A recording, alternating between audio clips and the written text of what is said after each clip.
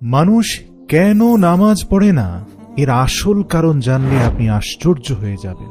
পৃথিবীর বুকে থাকা একমাত্র পাপাচারী ব্যক্তি যাকে আল্লাহর রাসূল নিজ হাতে হত্যা করেছিলেন, তাকে হত্যার কারণ জানলেও আপনি আশ্চর্য হবেন।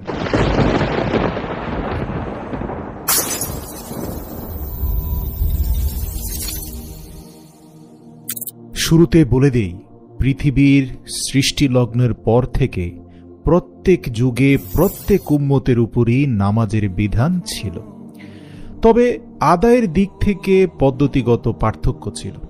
আগের যুগের লোকেরা তাদের নবীর দেখানো পদ্ধতিতে নামাজ পড়ত, আর বর্তমান জামানায় আমরা মুহাম্মদুর রাসূলুল্লাহ সাল্লাল্লাহু আলাইহি ওয়াসাল্লামের দেখানো নিয়ম অনুযায়ী নামাজ আদায় করি। কিছুটা পার্থক্য অবশ্যই রয়েছে, তবে নামাজের মূল উদ্দেশ্য সকল যুগে একই ছিল।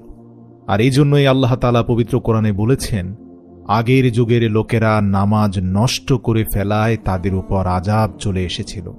এ কথা পবিত্র কোরআন থেকে শুরু করে অতীতের সকল ধর্মগ্রন্থে বলা হয়েছে।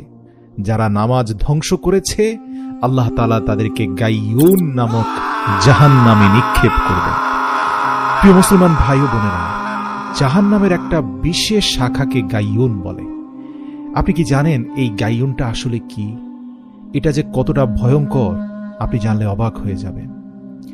এই গাইয়ুনের ব্যাপারটা জানার আগে আপনাদেরকে বলে দেই, বেনামাজি জাহান্নামের আগুনে যখন পুড়বে, তার পূর্বে একজন বেনামাজির শরীর আকারে হবে প্রায় 400 কিলোমিটার, এবং এই প্রত্যেক বেনামাজির শরীরের চামড়া এবং মাংস হবে অত্যন্ত পুরু।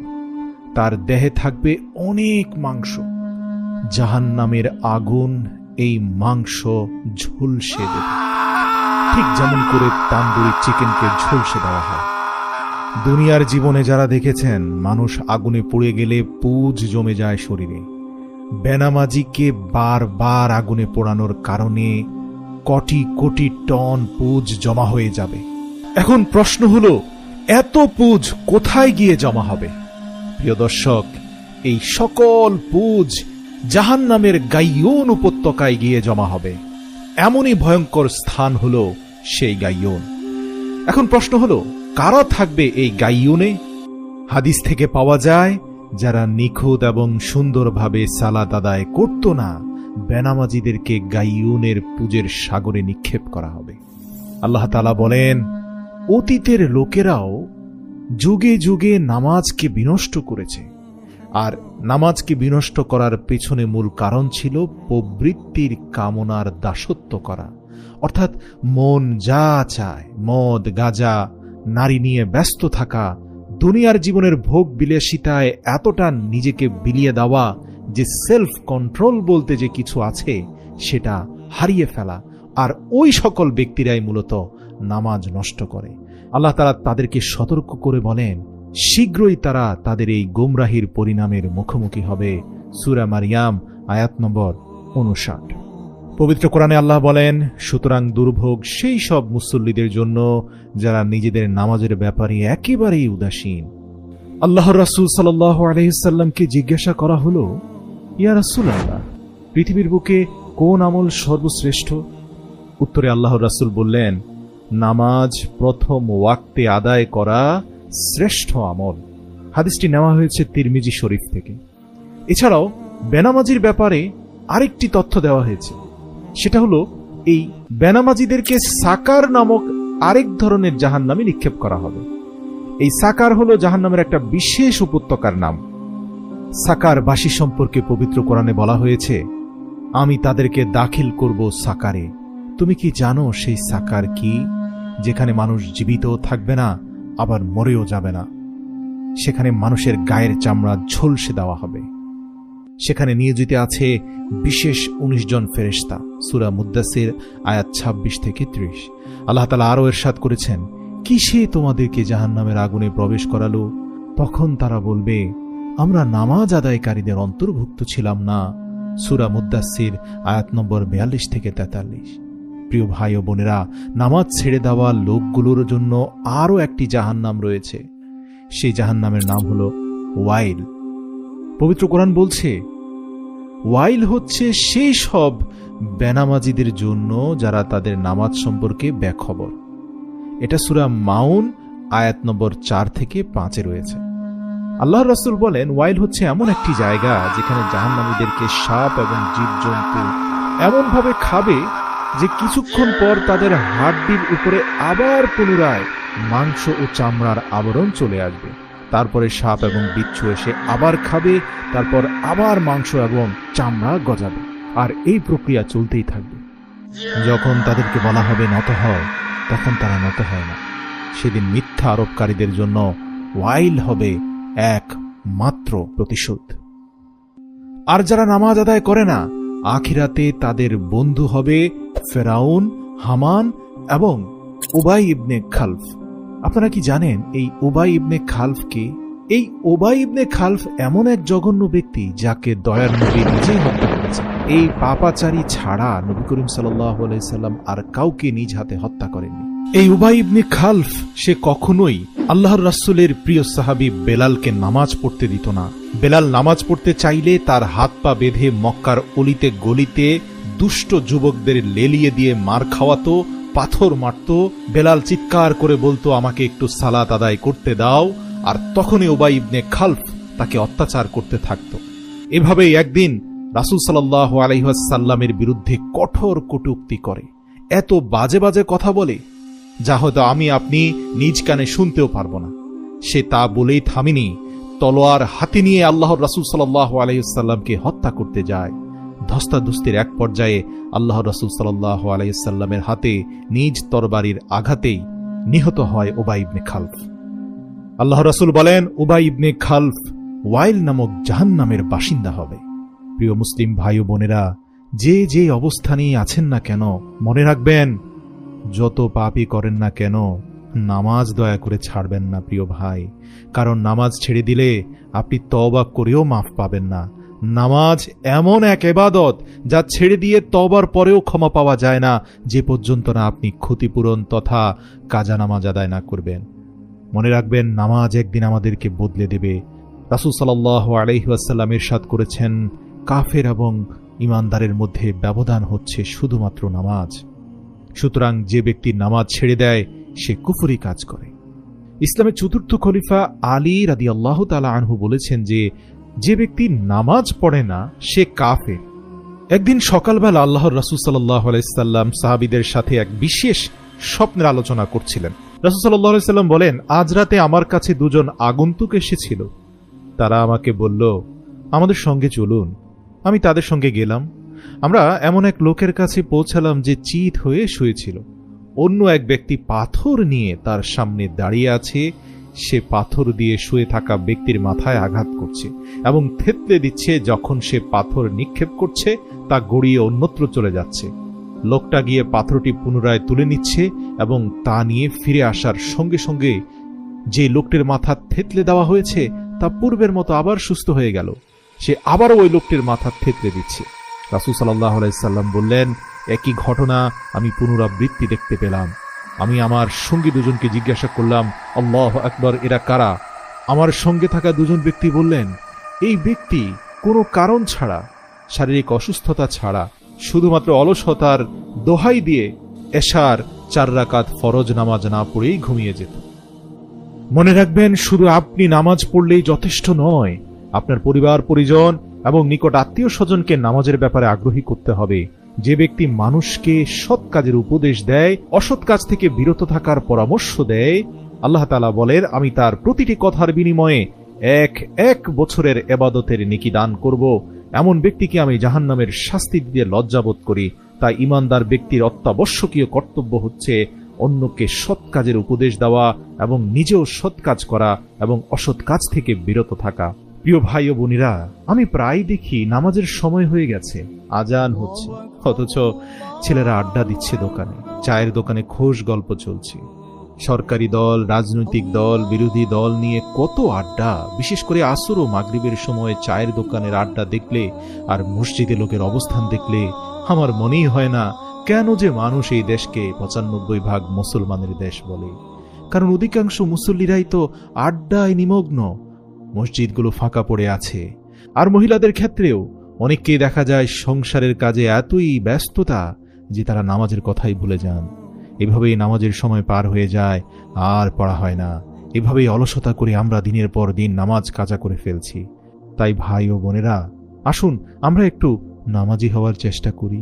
প্রিয় নবী সাল্লাল্লাহু আলাইহি সাল্লাম যখন মেরাজের রাতে আল্লাহ পাকের সাথে সাক্ষাৎ করেন, তখন নবী করিম সাল্লাল্লাহু আলাইহি ওয়াসাল্লাম বলেন, হে আল্লাহ, আমি যখন দুনিয়াতে গিয়ে আমার উম্মতকে বলবো আমি আল্লাহ পাকের সাথে দেখা করে আসলাম, মেরাজ করে আসলাম, আকাশ জমিন গ্রহ নক্ষত্রের সৃষ্টিকর্তা মহান আল্লাহ সুবহানাহু ওয়া তাআলার সাথে আমার সাক্ষাৎ হয়েছে, আমার উম্মতরা আবেগে আপ্লুত হয়ে কাঁদবে আর বলবে, হে আমাদের প্রিয় রাসূল, আমাদের কি হবে?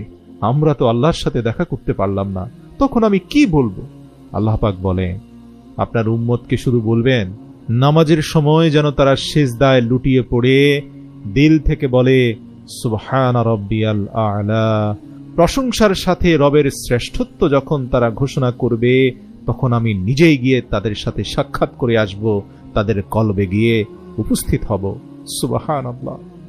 সবাই কমেন্টে সুবহানাল্লাহ লিখুন। প্রিয় ভাই ও বোনেরা, রাসূল সাল্লাল্লাহু আলাইহি সাল্লাম বলেন, মুসলমানদের জন্য মেরাজ হলো নামাজ, আর এই মেরাজের শ্রেষ্ঠ মুহূর্ত হলো নামাজের সেজদা। যদি কেউ ইচ্ছে করে এক ওয়াক্ত নামাজ কাজা করে, তবে তাকে 2,44 বছর জ্বলন্ত আগুনে জ্বলতে হবে। আরও একটি হাদিসে হুজুর পাক সাল্লাল্লাহু আলাইহি সাল্লাম বলেছেন, তোমরা এই দোয়া করো, হে আল্লাহ, আমাদের মধ্যে কাউকে তুমি হতভাগ্য বঞ্চিত করো না। অতঃপর রাসূল সাল্লাল্লাহু আলাইহি সাল্লাম নিজেই বললেন, তোমরা কি জানো এই হতভাগ্য আর বঞ্চিত বলতে কাদেরকে বোঝানো হয়েছে? সাহাবীরা বলেন, ইয়া রাসূলুল্লাহ, জানতে চাই। তখন নবী করিম সাল্লাল্লাহু আলাইহি সাল্লাম বললেন, যে ব্যক্তি নামাজ ছেড়ে দেয় সেই সবচেয়ে হতভাগ্য বঞ্চিত, ইসলামে তার কোনো অংশ নেই। নামাজ ঈমানদারের জন্য মেরাজ সমতুল্য।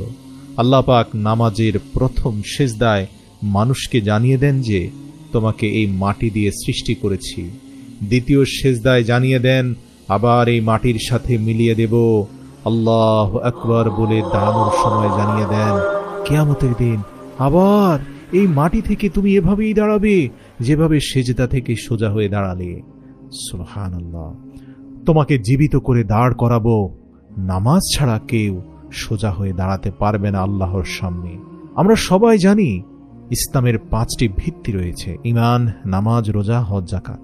দেখুন, ঈমান বা স্বীকৃতির পরেই নামাজের স্থান চলে আসলো। আল্লাহু আকবার, আল্লাহর সামনে হাজির হওয়া, তার ডাকে সাড়া দেওয়া।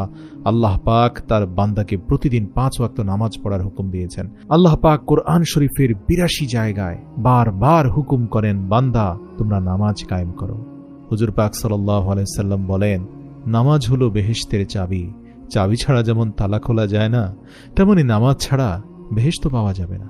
কমেন্ট করে বলুন তো, আমাদের এই মুহূর্ত থেকে কি করা উচিত যদি সত্যি বেহেশতের তালাটি আমরা খুলতে চাই?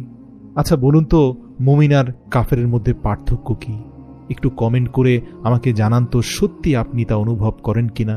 আল্লাহ পাক কোরআন শরীফে ইরশাদ করেছেন, নিশ্চয়ই নামাজ কুপথ এবং খারাপ কাজ থেকে মানুষদের বিরত রাখে। তাহলে কেন হতাশ হয়ে মাদকাসক্ত হচ্ছেন, অথচ সর্বশ্রেষ্ঠ ঔষধ আপনার জন্য সালাত।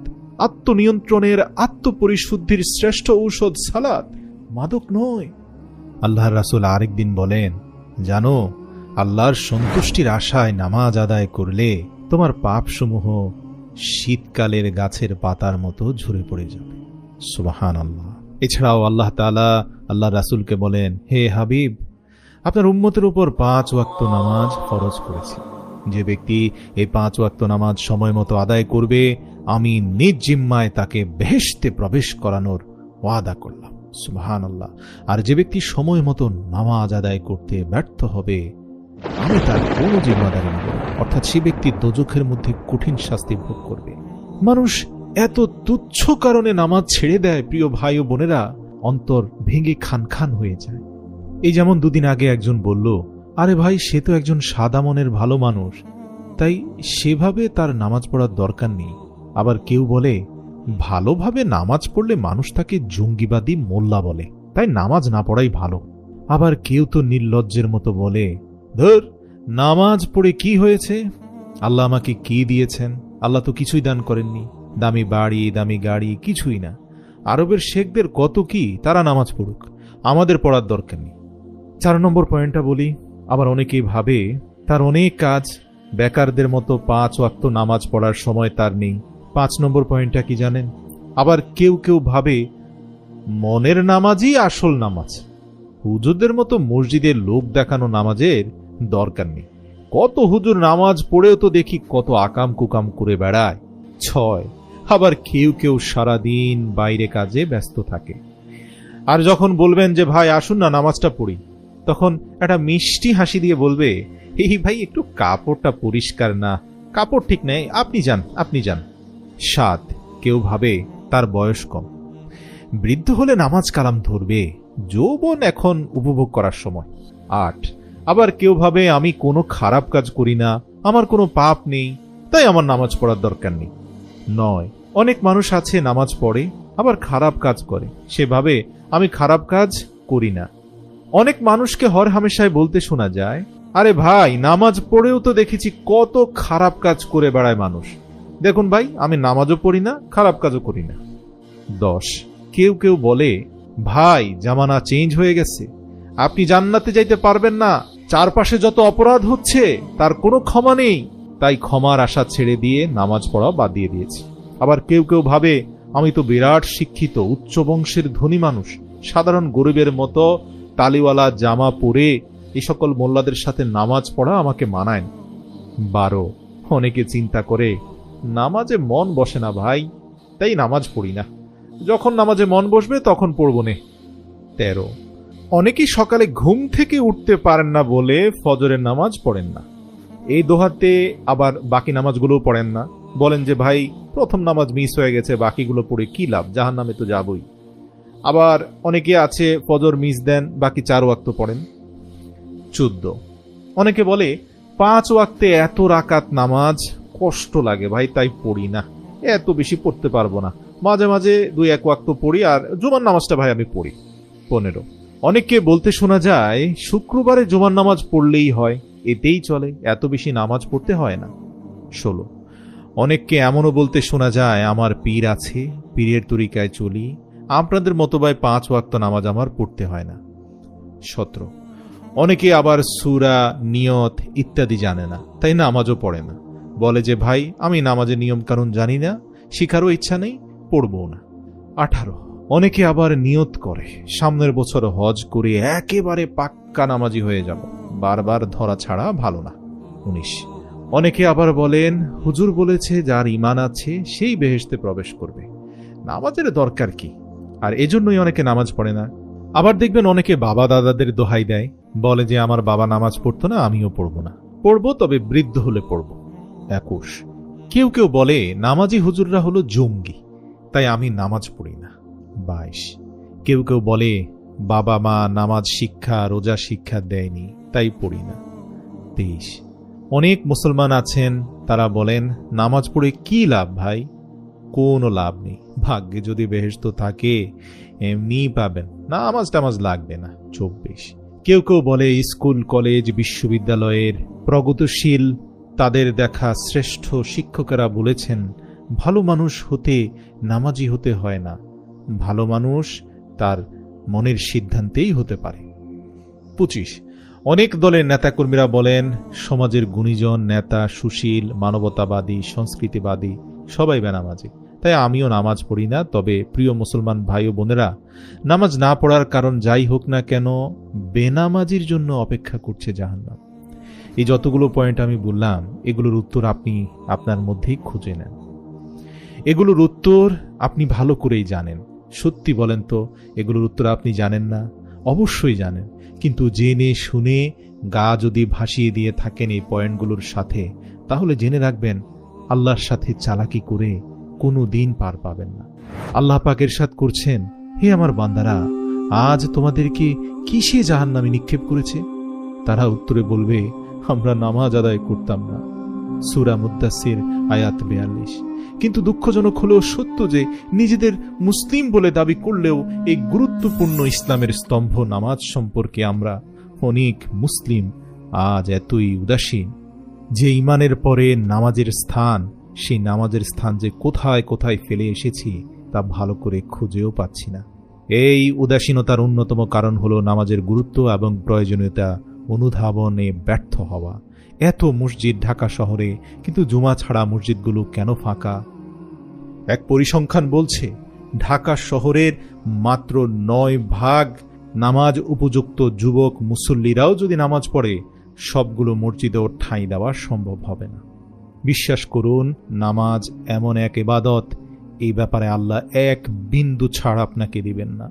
নামাজের ব্যাপারে আল্লাহর কঠোর অবস্থান যদি আপনি জানতেন, আজ থেকেই হয়তো নামাজের সিদ্ধান্ত নিতেন, পিঁপড়ার মতোই মসজিদ কামড়ে পড়ে থাকতেন, কোনোভাবেই নামাজ ছেড়ে দিতেন না। নামাজ সম্পর্কে মুসলমানদের উদাসীনতার আরেকটি অন্যতম কারণ হলো নামাজ নিয়ে প্রচলিত অসংখ্য ভুল ধারণা, যেগুলো নামাজের সহজ নিয়মগুলোকে কঠিন করে ফেলে।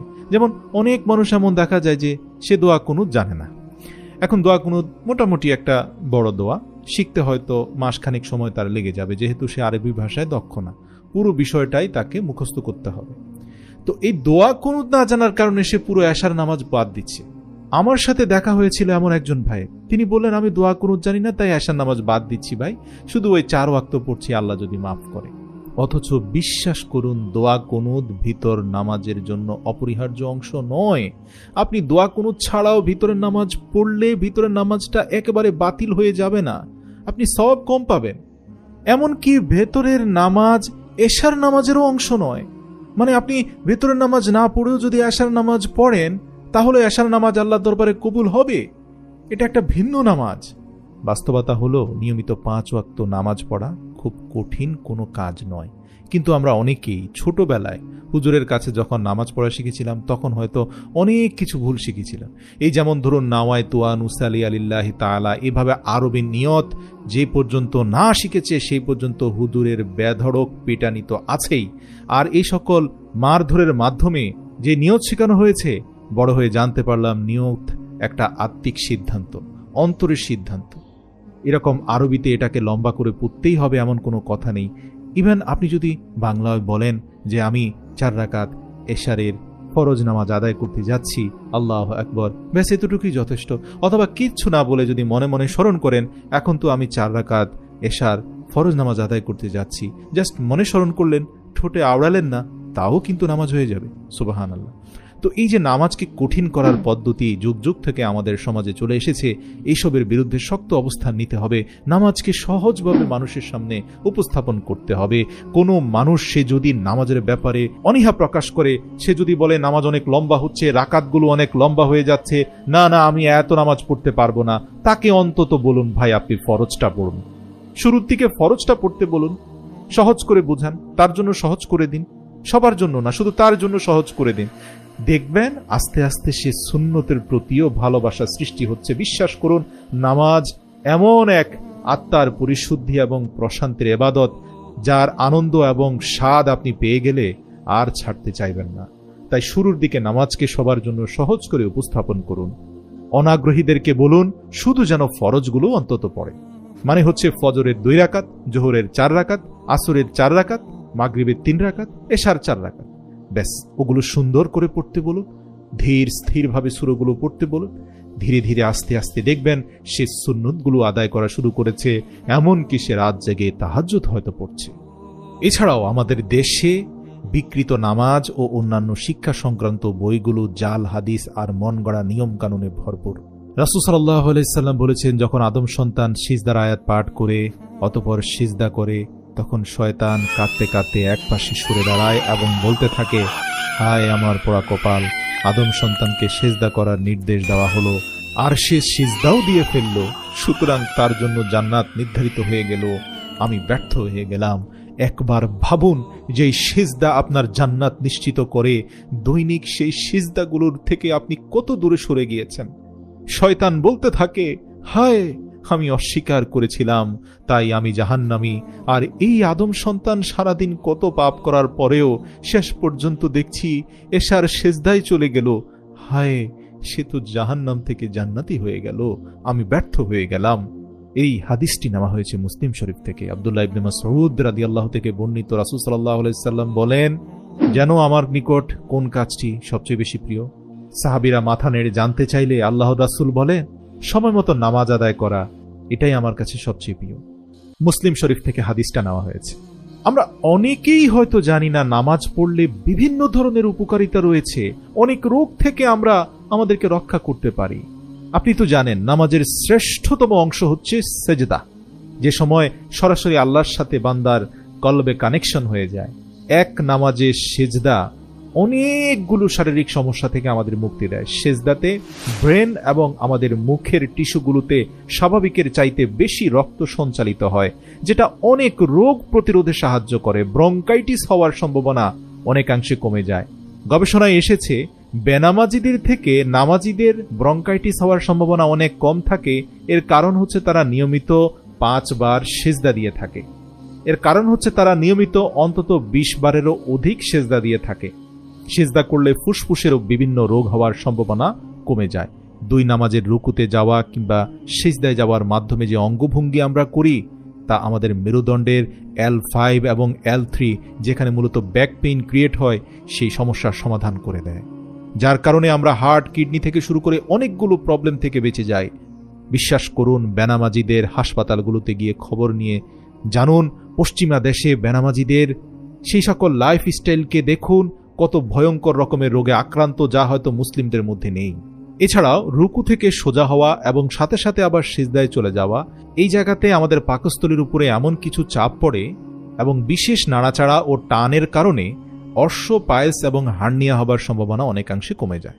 এছাড়াও সারাদিন কাজের ব্যস্ততার মাঝে 5 বার নামাজ শরীর ও মনকে সতেজ ও চাঙ্গা করে তোলে, যা আমাদের কর্মমুখী উৎপাদনশীলতাকে বাড়িয়ে দেয়। শরীরের ভেতরে আলসেমি দূর করে এই নামাজের জন্য 5 বার ওযু শরীরের ময়লা দূর করে, যা বিভিন্ন রোগ হওয়ার সম্ভাবনা কমিয়ে দেয়। শবে কদর, শবে বরাত ফজিলতপূর্ণ রাত। শবে কদরের ফজিলত সরাসরি কোরআনের মাধ্যমে সাব্যস্ত, শবে বরাতের ফজিলত হাদিসে আছে। এই রাতগুলোতে ধর্মপ্রাণ মুসলমানদের মাঝে রাত জেগে নফল ইবাদতের ব্যাপক প্রবণতা দেখা যায়। মসজিদগুলোতে ঢল নামে মুসল্লিদের অনেকেই নফল নামাজ আদায় করেন, কোরআন তেলাওয়াত, জিকির আজগারে সময় কাটিয়ে দেন। এই রাতগুলো ছাড়াও সাপ্তাহিক শুক্রবার, 2 ঈদের রাত ফজিলতপূর্ণ। এই সম্পর্কে হযরত ওমর রাদিয়াল্লাহু তাআলা আনহু বর্ণনা করেন, 5টি রাত এমন আছে যে রাতের দোয়া ফিরিয়ে দেওয়া হয় না।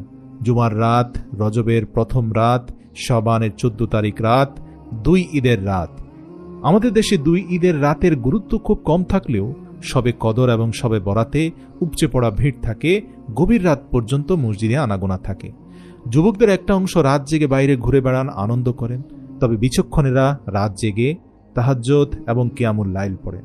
তবে দুঃখজনক হলেও সত্য, এক অংশ অজ্ঞতার কারণে সারা রাত জেগে নামাজ পড়ে ফজরের নামাজ না পড়ে ঘুমিয়ে পড়েন। ফজিলতপূর্ণ রাতে নফল ইবাদতের পর ফরজ নামাজ আদায় না করার বিষয়টি ভয়ঙ্কর, কারণ আল্লাহ তাআলার কাছে ফরজ ইবাদতগুলো যে কোনো নফল বা সুন্নতের চেয়ে অনেক বেশি গুরুত্বপূর্ণ এবং ফজিলতপূর্ণ। যদিও নফল ইবাদত ফরজের ঘাটতি পূরণ করে, কিন্তু মাথায় রাখতে হবে ফরজের সময় ফরজ পড়াটাই হচ্ছে সর্বশ্রেষ্ঠ দায়িত্ব।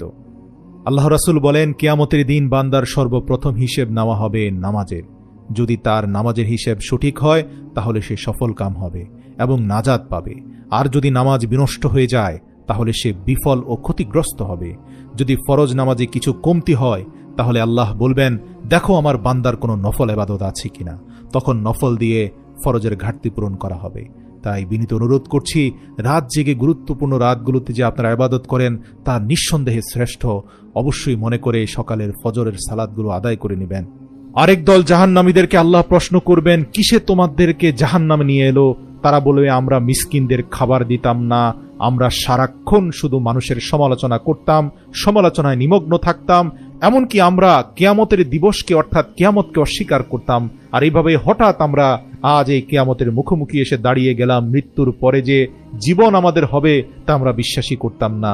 সূরা মুদ্দাসসির আয়াত 38 থেকে 47।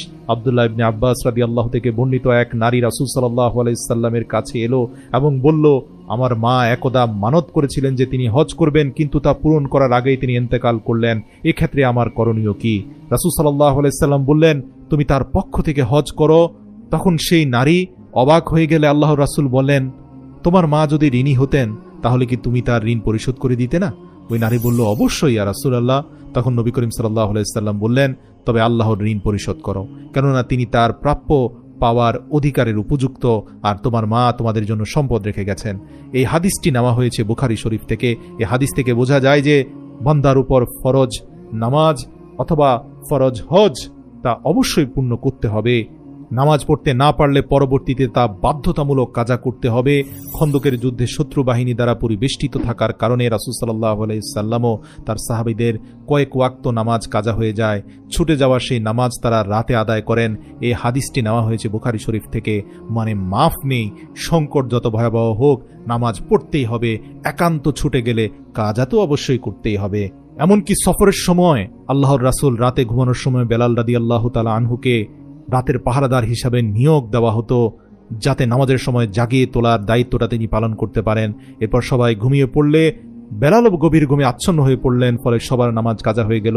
সূর্যের কিরণ নবী করিম সাল্লাল্লাহু আলাইহি সাল্লামের দেহ মোবারকে পড়তেই তিনি জেগে উঠলেন। অতঃপর সবাইকে নিয়ে ফজরের নামাজ কাজা করলেন। এই হাদিসগুলো থেকে পরিষ্কার বোঝা যাচ্ছে নামাজ ভুল ক্রমে সংকটময় পরিস্থিতিতে মিস হতেই পারে, কিন্তু কাজার ক্ষেত্রে যেন গড়িমসি না হয়। জেনে শুনে ইচ্ছাকৃতভাবে নামাজ পরিত্যাগ করলে তা কাজা করাও জরুরি। তবে এই ক্ষেত্রে অনেকের ধারণা যে সারাদিন নামাজ না পড়ে রাতের বেলা সবগুলো পড়ে নিব। মনে রাখবেন, আল্লাহ রাব্বুল আলামিন আপনার অন্তরের খবর জানেন। আল্লাহ তাআলা আপনার পুরো দেহে এত নিয়ামত ঢেলে দিয়েছেন, চোখ, নাক, কান, এই সকলের শুকরিয়া স্বরূপ দৈনিক 5 বার তার নিকট কৃতজ্ঞতা প্রকাশ আপনি করবেন, এটা আল্লাহ তাআলা চান। আপনি যদি সেখানে গড়িমসি করেন, কখন যে কোন বিপদে পড়েন, পরে হতাশায় পড়তে পারেন। মনে রাখবেন, সঠিক সময়ে নামাজটা পড়ে নিন, এটা আল্লাহর হক। মনে রাখবেন, মৃত্যুর আগেও যদি আপনার আপনজন নামাজ কাজা করে গিয়ে থাকে, জীবনের শেষ মুহূর্তে ফিদিয়া বা ক্ষতিপূরণ দেওয়ার মাধ্যমে তাদেরকে আপনাকে মুক্ত করতে হবে। নামাজের ফিদিয়া হলো প্রত্যেক ওয়াক্তের জন্য 2.25 সের গম বা আটা অথবা এর বাজার মূল্য গরিব মিসকিনকে খাইয়ে দিতে হবে, পরিশোধ করতে হবে, অথবা টাকা দিয়ে দিতে হবে, অথবা একজন গরিবকে 2 বেলা তৃপ্তি সহকারে খাবার খাওয়াতে হবে। তবে দুটি কাজ একসাথে করা হলে সেটা হচ্ছে শ্রেষ্ঠ। মনে রাখবেন, নামাজ নিয়ে আল্লাহর সাথে চালাকি করবেন না। নামাজ না পড়ার পরিণতি সম্পর্কে সতর্ক করে কোরআনে মুনাফিকদের কপটতার নানান দিক তুলে ধরা হয়েছে। এক স্থানে আল্লাহ বলেন, নিশ্চয়ই মুনাফিকরা আল্লাহর সঙ্গে ধোঁকাবাজি করে, অথচ তিনি তাদেরকে ধোঁকায় ফেলছেন। আর তারা যখন নামাজে দাঁড়ায় তখন অলসতার সাথে দাঁড়ায়, তারা মানুষকে দেখায় আর আল্লাহকে খুব সামান্যই স্মরণ করে। সূরা নিসা আয়াত 142। এই আয়াতে আল্লাহ পাক মুনাফিকদের 4টি চরিত্র তুলে ধরেছেন। 1, তারা আল্লাহর সঙ্গে ধোঁকাবাজি করে, কিন্তু কথা হলো আল্লাহকে ধোঁকা দেওয়ার কোনো সুযোগ নেই, তিনি সর্বজ্ঞ। কিন্তু মুনাফিকরা কপটতা করে, মনে করে তারা আল্লাহকে ধোঁকা দিয়ে ফেলেছে। আল্লাহ তাআলা তাদের অন্তরের খবর জানেন, যার কারণে আল্লাহ তাআলা তাদেরকে কঠিনভাবে পাকড়াও করবেন। মুনাফিকদের নামাজের আরেকটি বৈশিষ্ট্য হচ্ছে নামাজটা তাদের কাছে একটা বোঝা। নামাজের মধ্যে খুব কমই তারা আল্লাহকে স্মরণ করে, অথচ নামাজ হচ্ছে আগাগোড়া আল্লাহর জিকির ও স্মরণে পরিপূর্ণ। সুতরাং তাদের নামাজ থেকে আন্দাজ করা যায় এই নামাজ লোক দেখানো নামাজ। কত উদাসীনতার সাথে তারা নামাজগুলো পড়ে। আল্লাহ পাক অন্যত্র বলেছেন, তাদের দান কবুল হওয়ার ক্ষেত্রে বাধা কেবল এটা যে তারা আল্লাহ ও তার রাসূলের সঙ্গে ধোঁকাবাজি করছে এবং তারা নামাজের চরম অলসতা প্রদর্শন করছে। মুনাফিক এবং কাফেরের মধ্যে একমাত্র পার্থক্য হলো, কাফেরেরা অন্তরে যা মুখেও তা, কিন্তু মুনাফিকরা অন্তরে কাফের কিন্তু মুখে মুসলমানের লেবাস পরে থাকে। এই যেমন ধরুন, মুনাফিকরা চরম অলসতার মধ্যেও নামাজে এসে গড়িমসি করে, চরম অনিচ্ছা থাকা সত্ত্বেও আল্লাহর রাস্তায় ব্যয় করে। এই জন্যই আল্লাহ তাআলা পবিত্র কোরআনে বলেছেন, দুর্ভোগ সেই নামাজির যারা নামাজ সম্পর্কে উদাসীন, নামাজে এসে নামাজটাকে মনে হয় যেন একটা খেলতামাশা বানিয়ে ফেলেছে। সূরা মাউন আয়াত 4 থেকে 7। এখানে আল্লাহ পাক মুনাফিকদের দুর্ভোগের ব্যাপারে সতর্ক করেছেন, যারা নামাজ সম্পর্কে উদাসীন। নামাজের প্রতি উদাসীনতা আল্লাহর সাথে বেয়াদবির শামিল। মনে রাখবেন, নামাজ দম্ভ এবং অহংকারকে শেষ করে দেয়। নামাজি ব্যক্তি সবচেয়ে নম্র এবং ভদ্র হয়। পক্ষান্তরে ঈমান ও নামাজ থেকে বিমুখ থাকা আল্লাহর কাছে অতি নিন্দনীয় এবং এর পরিণতি ভয়াবহ। আল্লাহ পাক পবিত্র কোরআনে হযরত জাকারিয়া আলাইহিস সালাম, হযরত ইয়াহিয়া আলাইহিস সালাম, হযরত মূসা আলাইহিস সালাম, হযরত ঈসা আলাইহিস সালাম, হযরত হারুন আলাইহিস সালাম, হযরত ইব্রাহিম আলাইহিস সালাম, হযরত ইসমাঈল আলাইহিস সালাম, হযরত ইসহাক আলাইহিস সালাম এবং হযরত ইদ্রিস আলাইহিস সালামের আলোচনা করেছেন। তারা সবাই আল্লাহর মনোনীত বান্দা এবং নবী ছিলেন। তাদের আলোচনার শেষে আল্লাহ পাক ইরশাদ করেছেন, তাদের পরে এমন অযোগ্য স্থলাভিষিক্ত হলো যারা নামাজকে নষ্ট করে ফেলল এবং নামাজ বিনষ্ট হওয়ার কারণে তারা গোমরাহি এবং পথভ্রষ্টতায় নিবেদিত হলো। তার মানে হচ্ছে, নামাজ ছেড়ে দেওয়ার পরেই মূলত মানুষ সিরাতাল মুস্তাকিম তথা সরল সঠিক পথ থেকে বিচ্যুত হয়ে যায়, গোমরা হয়ে যায়। নামাজ ছেড়ে দেওয়ার মাধ্যমে মানুষ ভোগবিলাসী হয়ে যায়, প্রবৃত্তির কামনা বাসনায় মেতে ওঠে। কারণ এই সব কিছুর সেলফ কন্ট্রোল বা নিজের উপর নিজের নিয়ন্ত্রণ প্রতিষ্ঠা করায় সবচেয়ে ভূমিকা পালন করে নামাজ। নামাজ ছেড়ে দিয়েছেন তো আপনার নিজের নিয়ন্ত্রণ আপনি নিজেই হারিয়েছেন। আল্লাহ রাব্বুল আলামিন যেন মৃত্যুর আগের দিন পর্যন্ত নামাজকে শক্ত করে আঁকড়ে ধরে রাখার তৌফিক দান করে। কারা কারা আমার সাথে একমত তারা অবশ্যই কমেন্ট সেকশনে আপনার নিজের শপথ বাক্যটি কমেন্ট করে যান। আমা তাওফিকে ইল্লা বিল্লাহ।